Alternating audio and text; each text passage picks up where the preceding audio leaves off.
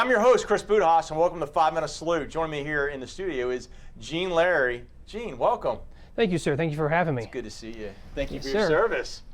So, Army. Yes, sir. And you're getting ready to transition. Yes, sir. On transition leave right now, and got a little over 60 days left, and I will be officially retired from the United States Army. Well, God bless you. Let's talk about where you're from. Okay. And then how'd you get here?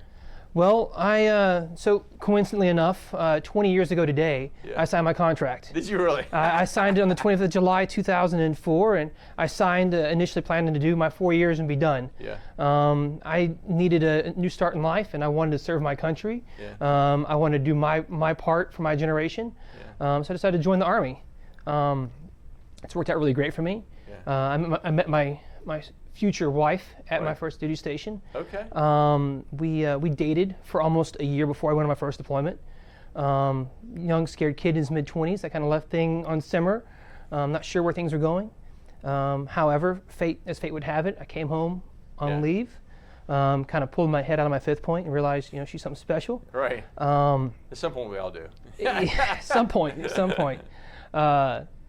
But I used to send emails, like group emails to my family and stuff back home with updates and everything. I did a half marathon on our FOB in Iraq, Yeah. and I said, had I been back in the States, I would have got down on one knee and said, blah, blah, blah, will you marry me? Right. So I actually proposed to my wife via email. Wow. And then it gets more interesting because about 6 weeks later, we were hit with a surge, and so we were extended 3 months. Wow. And things were a little crazy, and so I said, hey, you know what? Let's go ahead and get married. So let's get married via proxy. So that's exactly what we did.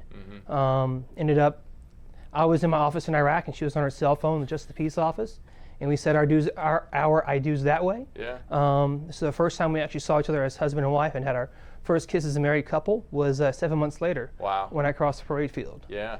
Um, And you guys are still married? yes. And you got 4 kids? 17 years. Yes, we have 4 kids. Congratulations. Our first one was actually kind of interesting because right after we got married, Irene listed to go to Hawaii, and I said, hey, you want to go for a 3-year honeymoon in Hawaii? She's like, yeah, that sounds great. Yeah.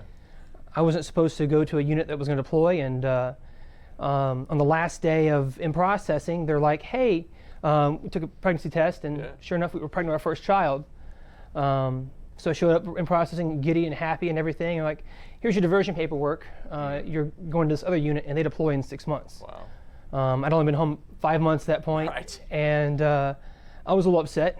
I wasn't really happy, but I ended up deploying 6 months later, left my 7-month pregnant wife in Hawaii, and came home on leave about 3 months after that. Came home on a Tuesday. My son was born on a Sunday morning. Left a week and a half later to go back to Iraq. Wow. And so came home, and he was 9 months old. So I came from the first deployment with a 7-month marriage, and I came home from a second deployment with a 9-month-old son. So it was never easy. Looking back on it, it was a hard time. It was very difficult, and I don't want to ever do something like that again. Yeah. But at the same time, I realized that through adversity comes strength. Absolutely. I had a really great group of mentors and leadership in that organization that really helped to guide me and push me in the right direction.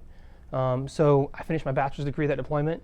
Got accepted to OCS. Yeah. So they really helped guide me and push me and point me in that direction of making the military a career. Yeah. So got back from my deployment and went to OCS. Yeah, you did a lot of great things. So kind of fast forward. I mean, you became communications officer. Yes. Then you're a data specialist. Yes. FA 26. Yeah, 26 Bravo, 26. Information Systems Engineer. Yeah. So you got a lot of qualifications, really, in the IT cyberspace.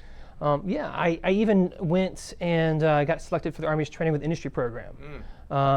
My second assignment as a 26, I got to go work at AT&T for a year. Okay. And got to see how AT&T operates, and it was a really great assignment. And then that was followed up with Army Network Enterprise Technology Command, NETCOM. Okay. Yeah. So I spent a couple years in NETCOM during COVID, and we continued to run the operations center 24/7, even despite the craziness going on in the world. Wow.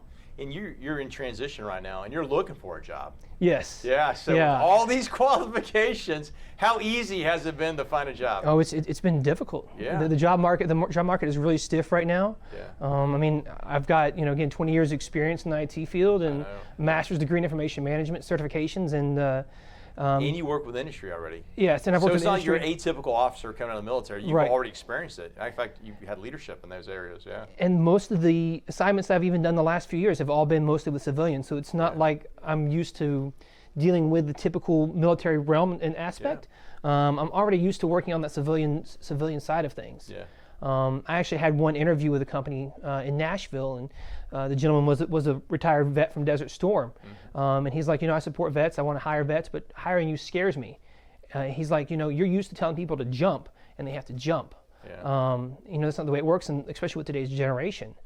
Yeah. So that was a very eye-opening experience for me, and I really kind of have tried to tone it down a little bit in interviews and take a different approach. I think we have to do that a little bit because we're it's us joining this back to the civilian world, but I think also the civilian world has misperceptions too. Like this is not gunny highway, coming in there.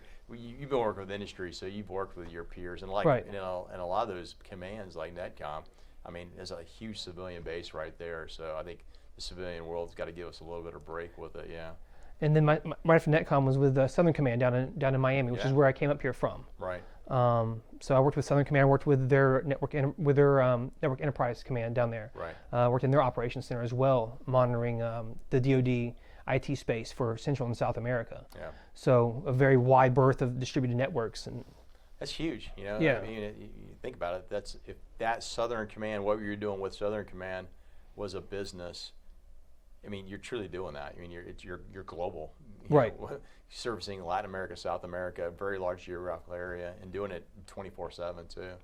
It's definitely been an experience. I mean, I have a lot of experience in that space, and right now it's just trying to network and get myself out there, and that's one of the reasons why I wanted to come out here and try and get myself out there, try and get involved in the veteran community here in the Jacksonville area. We met last night physically, face to face, through Vets on Tap, and that was a great opportunity to do some networking there too. I got some good experience with some vets there as well. So yeah, we're, like I said, just getting into the area. We're building a house locally and looking forward to planting our roots and actually calling a place home for once. Awesome. This is our 6th move in 10 years, so we're ready to settle down, a little bit, and make a place a home. Awesome. Well, hey Gene, thanks for coming in. Thanks for your service to our nation. And what we're going to do is share your links on our notes here with our show notes, and hopefully, and I told you off camera, we're going to share. I'm going to share your profile and resume with folks to get you out there, so folks know, hey, there's great qualified individual here, already leadership tested with industry, who's highly qualified to provide value to their company. So thanks again for coming in. Well, thanks for having me. With me. No, it's Thank great. You. Absolutely. Thank you, sir. I appreciate it. Yeah. Hey, folks. Hey, take a look at Gene Lary online on LinkedIn. Highly qualified, more than capable to make your organization that more profitable. So we'll show all his information on our show notes. Please share us if you like us. Connect with us on LinkedIn and live with gratitude.